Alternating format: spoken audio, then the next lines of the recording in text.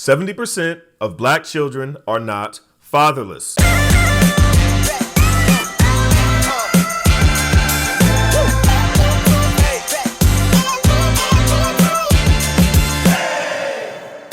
The myth of black father absence is one of the most pernicious talking points used within conservative circles. Now, if you followed anybody on the right for longer than, let's say, 3 seconds, you've definitely heard statements like this. The number one problem facing the black community is not racist cops. It's not income inequality. It's not climate change. The number one problem facing the black community is the lack of fathers in the home. The facts are in.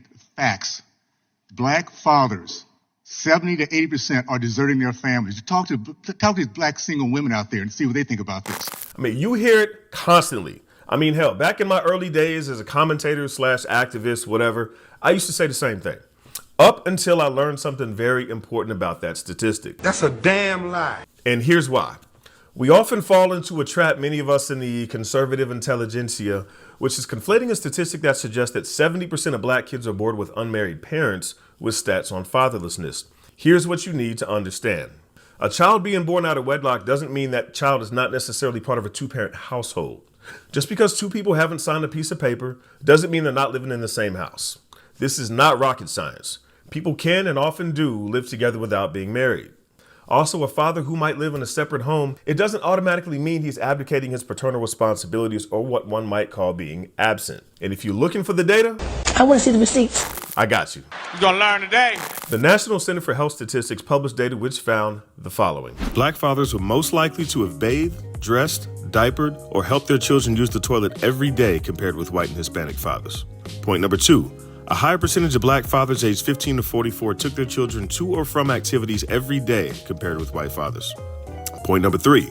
Among Hispanic fathers who did not live with their children, 63% did not talk with their children at all in the last 4 weeks about things that had happened during the children's day, compared with 29% of white fathers and 21% of black fathers.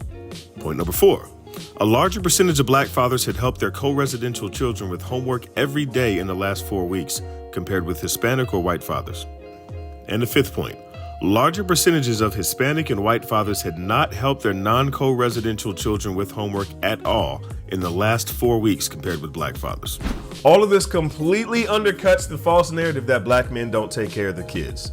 Now, this is Josh Levs.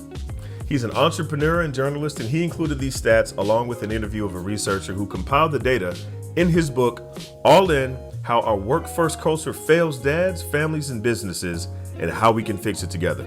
Now, since he's an expert, I interviewed Josh about all this. When I asked him why it is that so many people still conflate unmarried with absent, he said the following. Unfortunately, it's all too rare for people, including journalists, to dig into the source of the data they hear about, particularly when the data points they hear confirm biases they already have.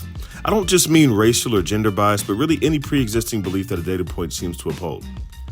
Many people aren't even aware of this conflation. They hear statistics on fatherlessness and assume those statistics must be accurate. They don't know that these figures are misreading of data points that involve marriage and or household makeup, not an analysis of how much time children spend with their fathers. It doesn't occur to them that two parents being unmarried does not mean that their children are fatherless. In general, myths about the society we live in hurt everyone. You can't solve a problem without accurately diagnosing it. Since many people believe the myth that most black fathers are absent, they're quick to use it as a way to ignore other problems, including racism. It's much easier to say that absent fathers are the main problem than it is to look at the myriad systemic forces that need to be addressed in tackling racism. It's also important for men of all races to know that if they are willfully ignoring their children, as opposed to being prevented from seeing their children by forces outside their control, they are the exception, not the rule. They're not just doing what most dads do. They're doing something shameful, unacceptable, and not the norm. So considering that as the default setting, most conservatives have a pathological obsession with stats and data, the intellectually honest position on this subject should simply be to acknowledge the data, which show that black men are just as involved and often more involved in the lives of their children as other demographics. So the next time you hear somebody say, the number one problem facing the black community is the lack of fathers in home, you can let them know, That's a damn lie and you know it! 70% of black children are not fatherless. In reality, fatherlessness in general is vastly overestimated due to misreadings of data, and not just among black families. So if you just drop the talking points, if you stop the stereotypes, and maybe, just maybe, the people you say you want to reach might come around and actually listen to what you have to say.